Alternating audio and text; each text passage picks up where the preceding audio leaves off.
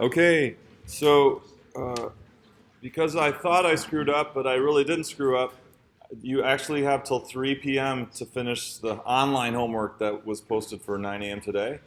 So if you want a little more, lucky you need a little more time, you got a little more time. I was working on this morning, and all of a sudden I saw that I'd made it due Wednesday, and I must have just done that this morning, and so then I thought, I freaked out, and so, okay, anyway. But anyway, so if you got it done, great. If not, you still have till 3 today. That won't be a common occurrence. Okay, so here's the written that you had done. What are we doing? Here are the answers to the written. And so we're talking about antiderivatives, right? Because antiderivatives is a huge part of finding what closed form net accumulation functions if we have the open form. The other part to it is the fundamental theorem of calculus that says that the net accumulation as an integral is equal to final value minus the initial value, right? F of x minus f of a. So putting those two things together, the fundamental theorem and antiderivatives, that's how we make closed form, or get our accumulation functions in closed form. So we're going to work on some harder antiderivatives. And so the first type of harder antiderivative is if that rate function was like the result of chain rule. Okay, and that's why I had you practice just straightforward chain rule. I had you practice these because the better that you understand and know the chain rule, the easier it will be to kind of reverse it, right? Do the antiderivative if you had a chain rule, okay? So we want to look at the pattern of these. So what do we notice about all the answers here? There's a pattern, right? The chain rule. And so what is the pattern of the chain rule?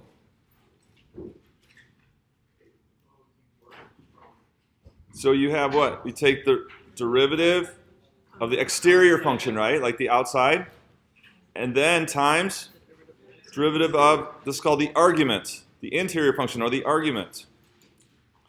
Okay? And so that's the same thing for all four of these. Derivative of the exterior function, leaving the argument as it is, and then times the derivative of the argument. So when we're doing antiderivatives, we want to be on the lookout for this form, okay? And we're going to start with normally two factors. It could just be one, but normally these two factors. And so if we do the antiderivative, how many factors will we get?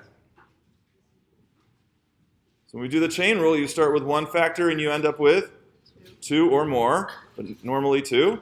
So if you're reversing that, you're going to start with two factors and end up with one, right? So the first question is, how can we check this? How can we check our rate function to see if it fits the form? Or there's one thing we want to check. I don't, where did my...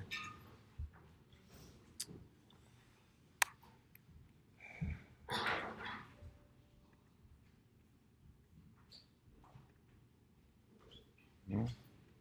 Away. I think so.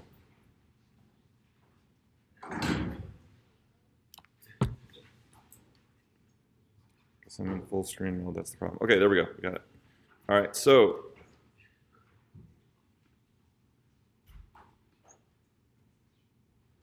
what's going on?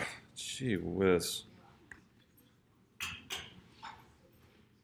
All semester long, we've been writing what?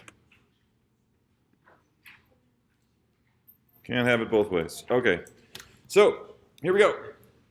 If we're looking at a function, what's going to be the requirement? What's going to have to be true in order for us to say, oh, this was a chain rule and we can undo it? So there's one thing we're going to look for, right? That this is what? The derivative of the argument of the other thing. This needs to be the derivative of the argument. If this is not a constant multiple of the derivative of that, we won't be able to do it. We won't be able to undo it. We won't be able to undo the chain rule because it wasn't the result of a chain rule in the first place. Okay, so that's just some tips here. So let's give an overview here.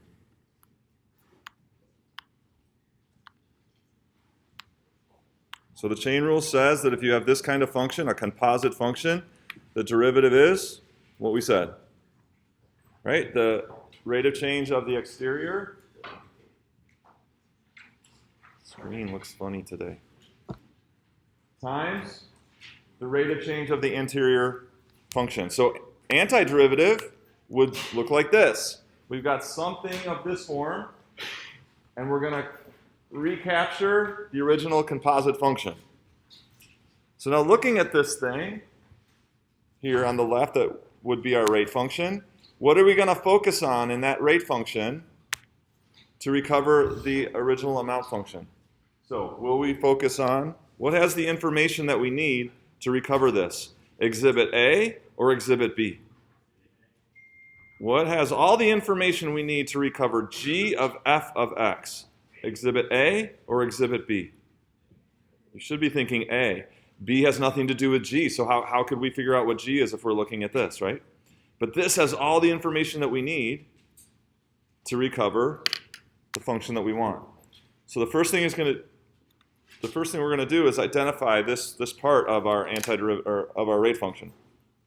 And then what will we do?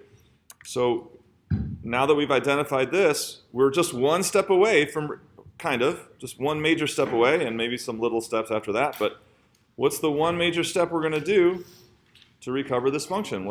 How are these different?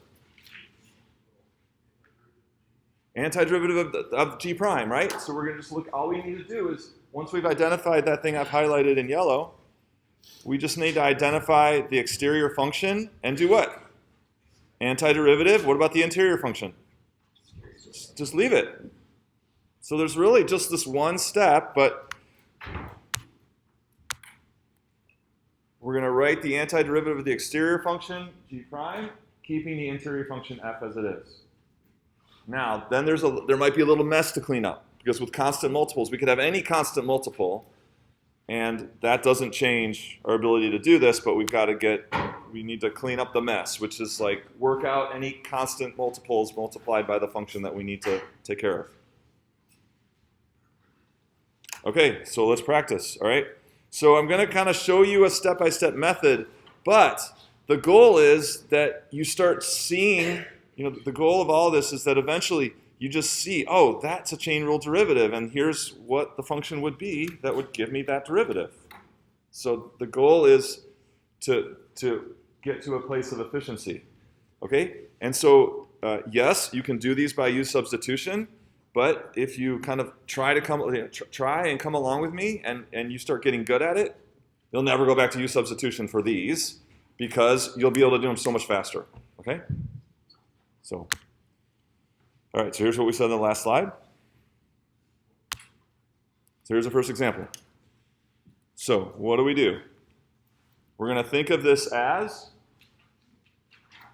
like g prime f times f prime, the result of a chain rule derivative, and that we need to recover the original function g of f of x. Okay?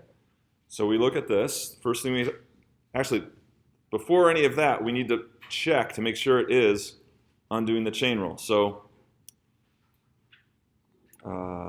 which would be the g prime f of x? Exhibit A or Exhibit B? B. So Exhibit B, right? And so to check it, what do we need? The derivative of this argument needs to be a constant multiple of that. Is it? Is that a constant multiple of the derivative of the inside? Yep. All we need is x cubed, right? All we need is something x cubed, and it's essentially the derivative of the inside. So this meets the requirement for chain rule. Our focus is this part. This is our g prime f of x. All right, so we're just going to make a stab at it. We're going to take a first attempt. And the first attempt will be what? We're going to say we're focused here. And we say, what is g prime? Or what is the exterior function? Something to the fifth. So that's all we have to worry about antiderivative is something to the fifth. What's the antiderivative of something to the fifth? Something to the sixth. Okay, anything else? 1/6 in the front. 1/6, something, that's something to the sixth.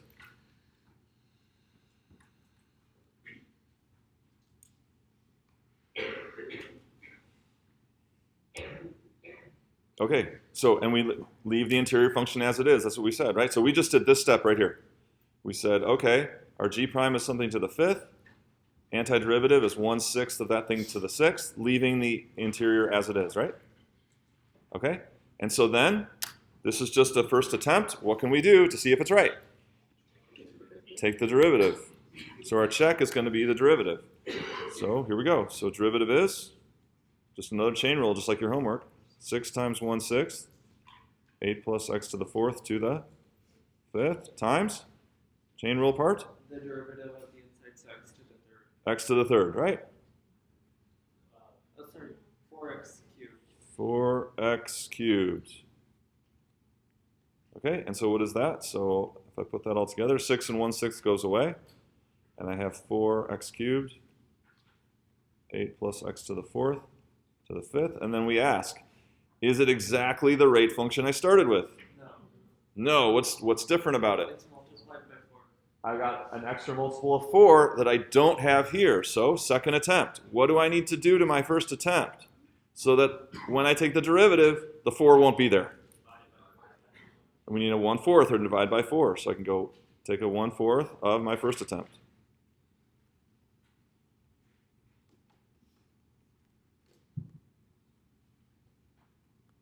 So then simplifying, I get 1/24, 8 plus x to the fourth to the sixth.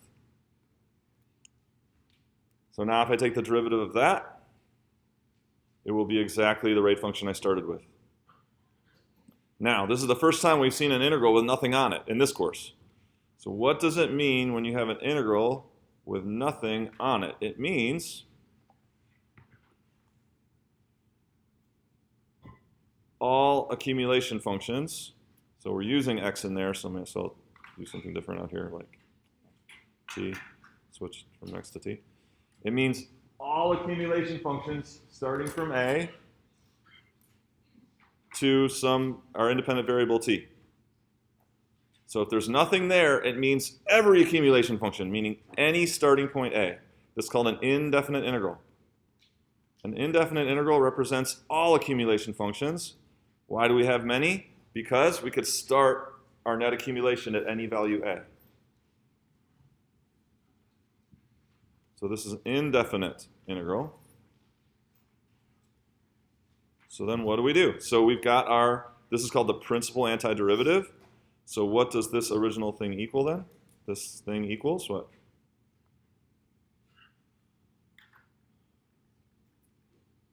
The antiderivative with t plugged in minus the antiderivative with a plugged in. Or just the antiderivative, I guess. Yeah, so this is, okay. Minus what? 1/24. 8 plus a to the fourth. And all of that to the sixth.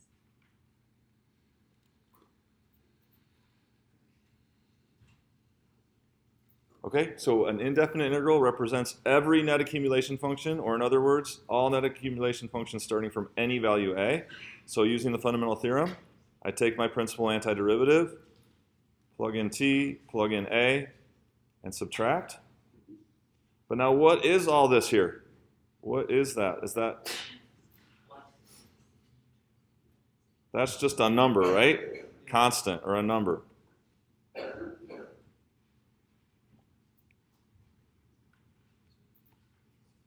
So rather than write all that out, because it depends on a, right? So it depends on a, so it's just depending on the a we pick, you get a number. We can, instead of writing all that out, we can write plus c. So, did you know all this time when you were writing plus c, that meant the opposite of f of a, right? That's your plus c is the opposite of f of a. That's what that plus c is. It's just faster to write it that way, especially when you have a long antiderivative. Okay, but so I had to put this on here to get a different variable, but when you're solving these, you don't have to go through and put a and a different variable on. You can just go right to making this x. Okay?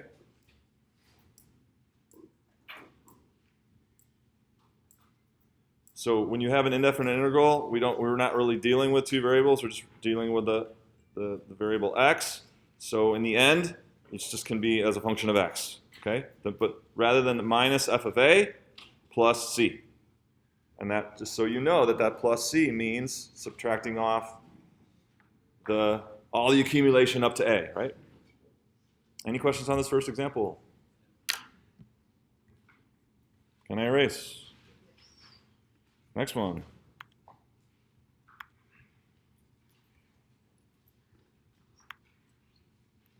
Okay, here's one. So first of all, is it the form of one thing multiplied by another? Sure it is. How is it one thing multiplied by another?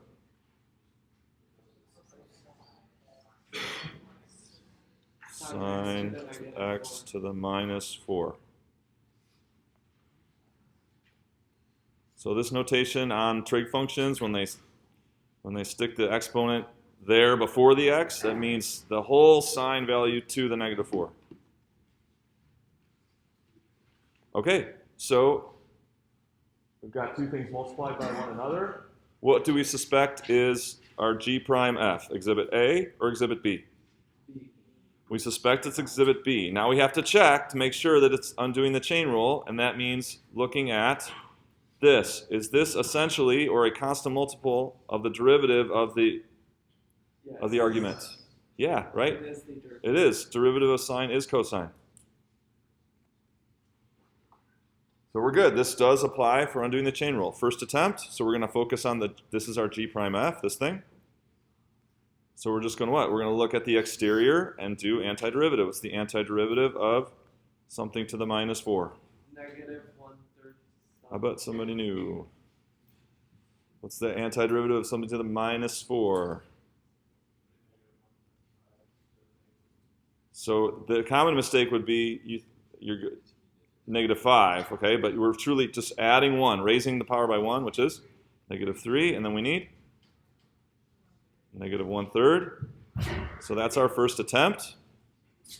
And if we check that, we're going to take the derivative. Derivative is -3 times -1/3 sine x to the -4th times cosine x. Is it exactly the rate function we started with? Yes.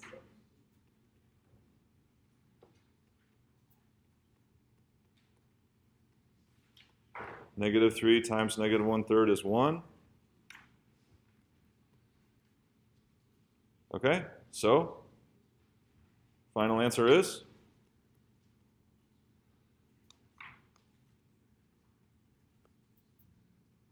Or we could get fancy and put it back into a fraction if we wanted. We could say cosine over sine to the positive 4th. Okay?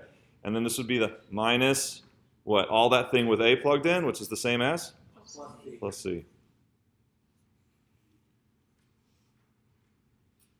Right? So this is every net accumulation function with a rate of cosine over sine to the 4th. Oops. What happened? This should be -3 and -1/3. If you were very uncomfortable, that's good, and you should have spoken up. I make mistakes, okay? I need to offer extra credit. I'm glad you think I don't make mistakes, but I do. Is that better? No, it's Yeah, see? This is the easiest one that I give today. And there we go. How is it now? Okay. I turned my brain off too much. Okay, any questions? Another example.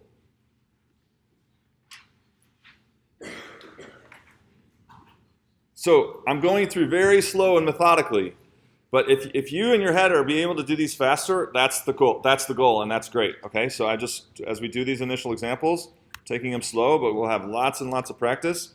The next online homework is due Wednesday, and it's a lot of these, like 30 of these. Okay.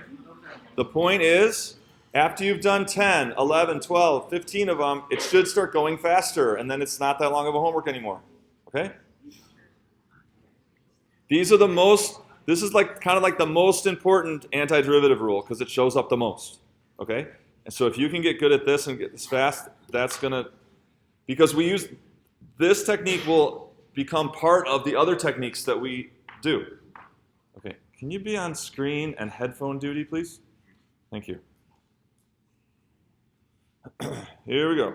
So this one, again, we could start with writing it as a product. 6 times. 2 minus 6. Okay, and then if we suspect this is undoing the chain rule, we're asking, are we going to focus on exhibit A or exhibit B? Exhibit B, and so therefore, we have to ask the question, is exhibit A essentially the derivative of the argument of exhibit B? Sure. Not a very nice multiple, but sure. Yeah, it's a constant multiple, right? Because what's the derivative? -9. That's just a constant, and we have just a constant. It's okay. The idea is the power of x correct? What's the power of x of the derivative of this? 0. What's the power of x there? 0. We're good. See that? Okay, so we're going to focus on this, and we're going to say, we're going to look at the exterior function, and we're going to do the antiderivative, which is, we're going to raise the power, right? And then take 1 over 0, right? And so then we get 1 over 0 times 1, and things are going well, right? Is this going to So here's 1 over 0. What's that about? That's not defined. That can't be done. Unless you're my daughter. She can divide by 0, but nobody else can. Okay? She's done it twice. And then this, what happened? All our x's disappeared because I got something to the 0, so I got 1. So it's like danger number 1, and then danger number 2. So this is throwing up all kinds of warning signs at you that what? Something's wrong, right? Something's wrong. And the power rule is not working. The power rule is not working. So then we go back and we think, and many of you are already thinking this. I heard you whispering and saying, good. What is the antiderivative, or what function's derivative gives you to the -1 or 1 over? natural log? Oh, you're so smart.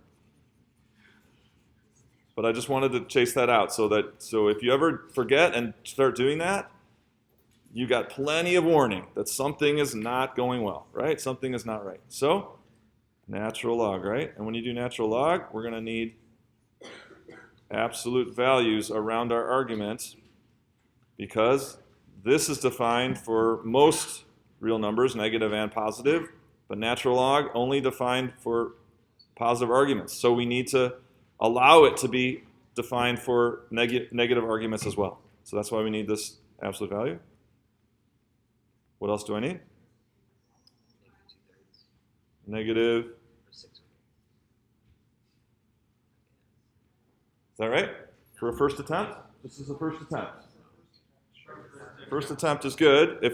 If some of you, so here's the goal. Some of you are already finishing this problem in your head. That's the goal. Awesome. Okay, but I want to go slow for everyone else. First attempt would be just focus on this and do the antiderivative of the exterior, which is antiderivative is natural log. And then we'll need the -1/9 as part of the chain rule. But then when we check it, do the derivative, we'll get -9 times -1/9. Natural log of my argument times, oh, that's it. I started with a -9, right? So it'd be -1/9. What am I doing? Wow. I'll start again. -1/9 times 1 over 2 minus 9x. And then times -9. That's better. So hold on to the constant. Natural log derivative is 1 over 2 minus 9x. By the chain rule, times the derivative of the inside. And so then all I get is 1 over 2 minus 9x. Is it the same? No. Nope. So I just need to, Multiply by 6. second attempt is going to be multiplied by 6. And since that was just a 6 there, that could have been the first attempt, right? So we could have just tacked that 6 on, and we would have had it done the first attempt. So 6 times negative 1/9 is? Negative 2/3, natural log, 2 minus 9x. And then we'd have the minus f of a, right? Minus that thing with a in it to represent the net accumulation from a to x. And that minus f of a is our plus c.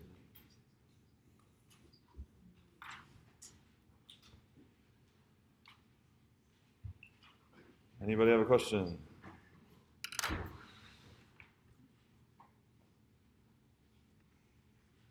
Ask me if I lost you.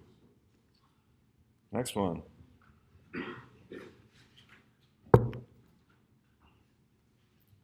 Okay? Got to remember your derivative rules. Oh, in modules, I posted a list of all your derivative rules. So look in modules. In modules, it's like the recitation files module is now recitation files and other documents. So that other document right there is like a one-page sheet of all the derivative rules to help you with these antiderivatives. Okay, so you can have that as a reference. Okay, so this one again, start it as a product. This one's a little bit trickier. I'm going to write it this way.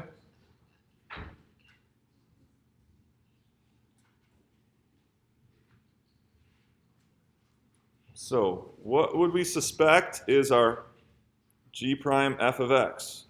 Meaning the other term is like the derivative of the interior, right? So we're looking for the other one, that's not our focus, as the derivative of an interior function. So with the g prime f of x, do we suspect it's exhibit A or exhibit B?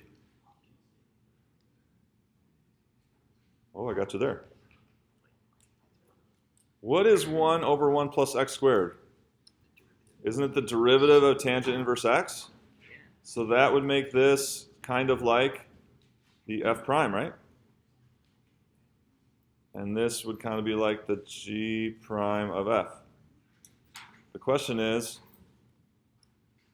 so that's like the f, right? That's like the f, and that's the f prime. So what is the g prime? What is the g prime?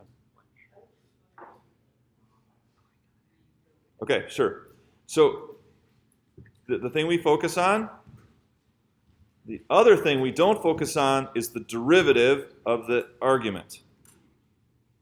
So tangent inverse is not the derivative of anything over here. But 1 over 1 plus x squared is the derivative of that. So that's why we suspect that this is the f prime and this is the g prime f. Does that make sense? Because we're looking for one part to be the derivative of the interior of the other. Well, the only possibility here is this is the derivative of that thing, right? But now we need to, how do we see this as a composite function? How do we see this as the argument of some other function, right? So what other function, what might be the exterior function of this thing? Yeah? You're jumping ahead. So yes, you're right. But what? So then, what is this exterior function of this?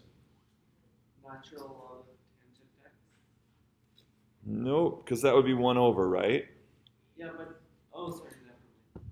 So we need something here that's like an exterior function for which this is the interior function. Anyone see it?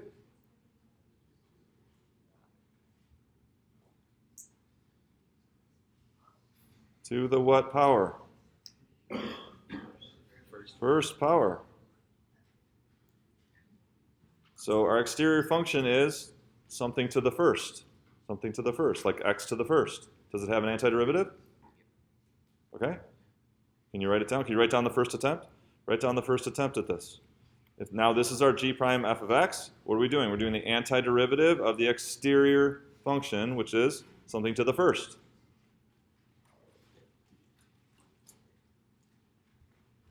It's actually kind of an easy one, right? What is the antiderivative of something to the first? Raise power, right? Power rule says. Make the power 2. And then we need 1/2. Do you see it?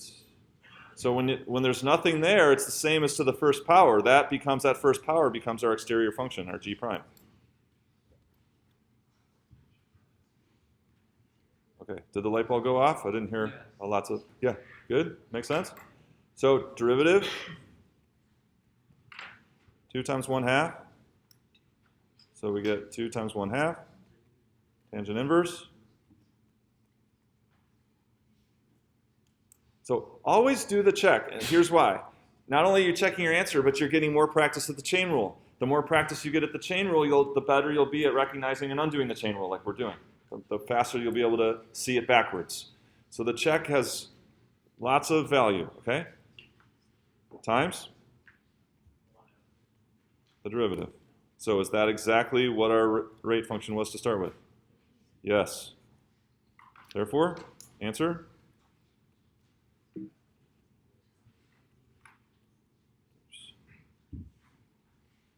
Minus this thing with A plugged in, right? Fundamental theorem, plus C. The plus C is our minus f of A. But that's just a constant, so we'll just call it a constant. All right, did I lose you? Ask if yeah, please. So it seemed pretty crucial to this problem that is rid of -1 plus 1 over 1 plus x squared. Right. If I don't know that, how should I? You can't. You got to know all your basic derivative rules to be able to do these. Yeah. And that's why I posted the sheet on modules so you can brush up. So that's all the rules you should have learned or you did learn in Calc 1, and if you forgot, that's okay. But we need to brush up because you got to know your derivative rules to do these antiderivatives. Yeah. Yeah. Yep. Is the tangent -1 representing like arc? Yeah. Yes, thank you. This is not 1 over tangent. This is a really important point. Arctangent, right? This is what the angle that would give you a tangent of x, right? So this is arctangent, not 1 over tangent. Thank you. I'll change that and do this. So every time I wrote tangent to -1, it's not talking about 1 over, right? This is an arctangent, the inverse function of tangent.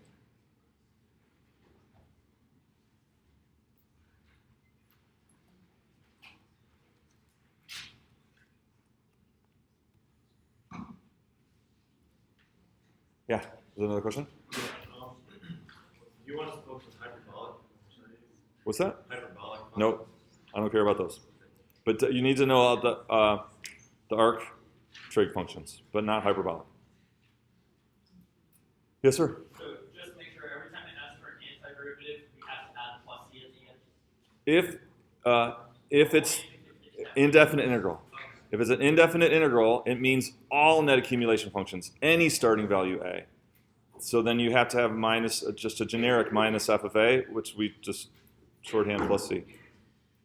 But we'll do a lot of these like all the ones we've been doing, 3 to x of the rate function, right? And then you're actually writing this out, minus f of a. Other questions? These are good questions.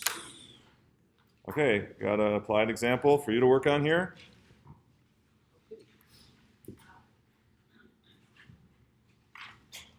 So a culture bacteria in a particular dish has an initial population of 250 cells, grows at a rate of 50 e to the 0.3 t cells per day. So I want you to write 2 expressions for P, the population, and I could say total population, if that helps a little bit. The total population, T days after the initial measurement. I want you to write that function P in open form, and then in a fully simplified closed form. We'll take about 5 minutes. You can work on this. See how it goes. So we're combining different things we've learned throughout the semester, right? Learning about accumulation functions, rate functions, and then now applying what we're doing presently. Go. You're either making progress or you're getting help. Those are your choices, making progress or getting help. Wrong Jason. Wrong Jason. Jason Alexander here. How about Jennifer Lee? Jennifer, do you agree with what he said? Integral from 250 to x, or 250 to t of that rate function. Is that what you said for the? Is that what you said for the total accumulation? I didn't hear the question. Sorry. Okay, so the question was, what's the open form of the total accumulation, or the open form of the function p? I put 250 plus 8 and 50 in the function. Okay, so she said 250 plus the integral from 0 to t. So I'm seeing more nods with that one. Yep. Okay. So it's this. So now, the common question I heard as I walked around was, when we got all done with this, is this the plus c part? Okay, this doesn't have a plus c. Why not? Plus c is when you have an indefinite integral, when there's nothing here, and it's representing every single net accumulation function. We have one net accumulation function because we have a value of a. It's 0. So there's going to be no plus c here. We're going to evaluate this integral with a fundamental theorem, and we're not going to just say plus c. We're going to use the 0. We're going to use the 0. Yeah? Could you have just taken it a step further and said r of u du? Or Yes. after the Yeah. integral? Yes. You could use. Can you use function notation here? Absolutely. Say ru du. It's perfectly fine. Yep. Same thing. Okay. So then evaluating this. So this was what we did all semester long, right? And then we had to go to GC and have it get values of p for us. Okay, I'm not using my good notation here, right? Should have said p of what? Right? We put a first, right? Yep, so if you had 0 comma t, even better, okay?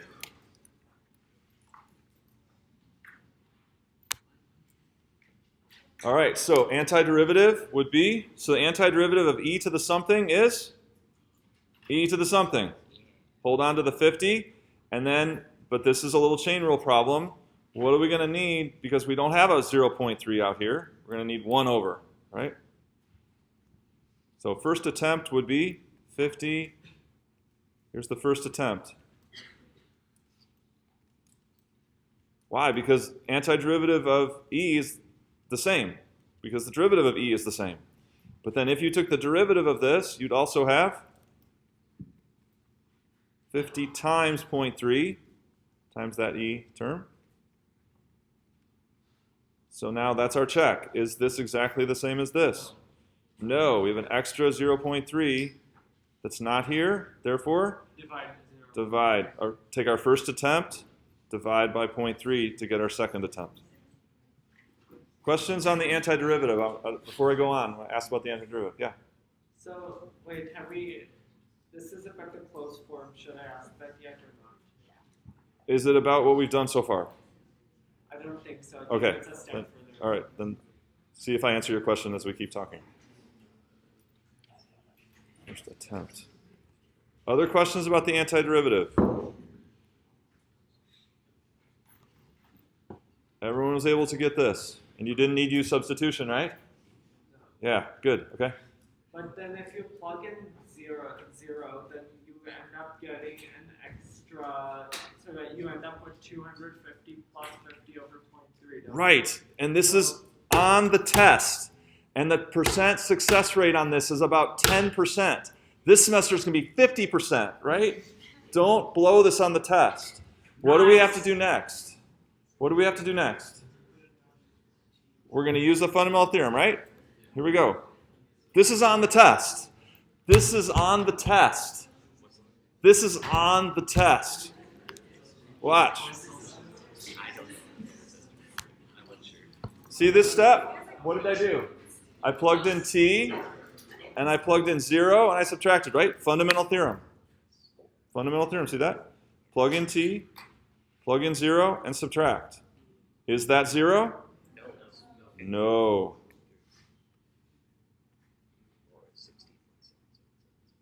It's 500. 500 over 0.3. So if I'm to simplify, so now I have a constant here, right? So this is where the plus c would go, but it's not plus c because it's a particular value that we have because we had the 0. So we're going to now, we got a constant here that's not 0, and we have the 250. So we're going to put them together.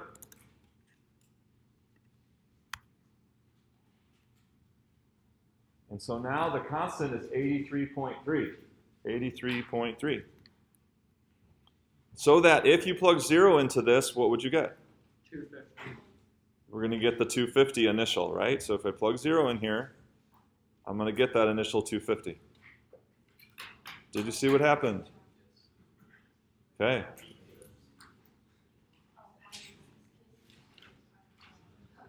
So the net accumulation function, we use the fundamental theorem. We do f of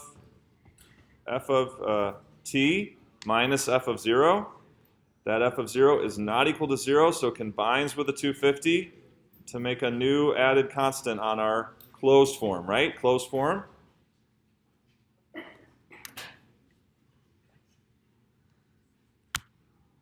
Open form, closed form.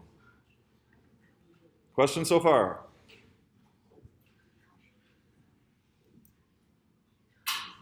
Is this 250 right here?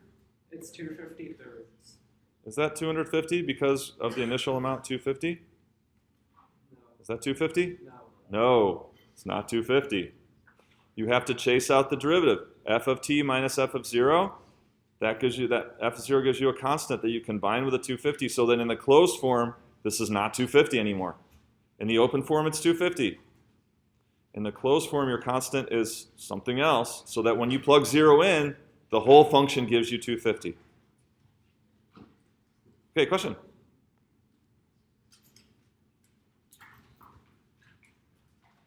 Not 250.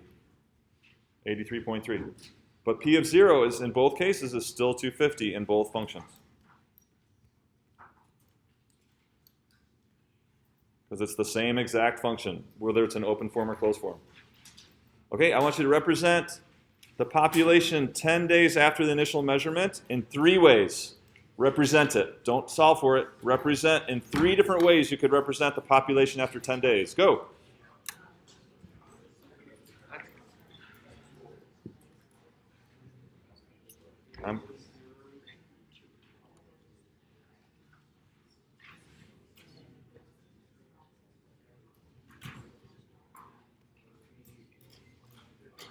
Sorry. I'm going to change the slide to use the 2-argument form.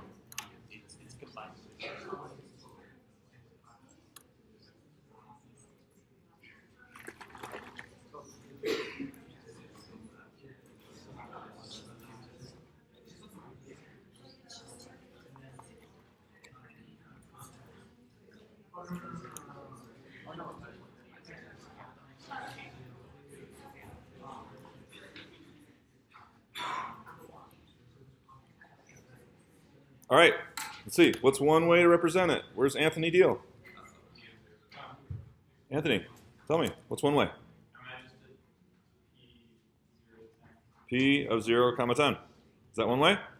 Yes. Excellent. What's another way? Last page. Where is Samuel? You got another way to represent the population at 10. So, but I want specifically at 10, so what would I do? Just plug in 10 in the closed form.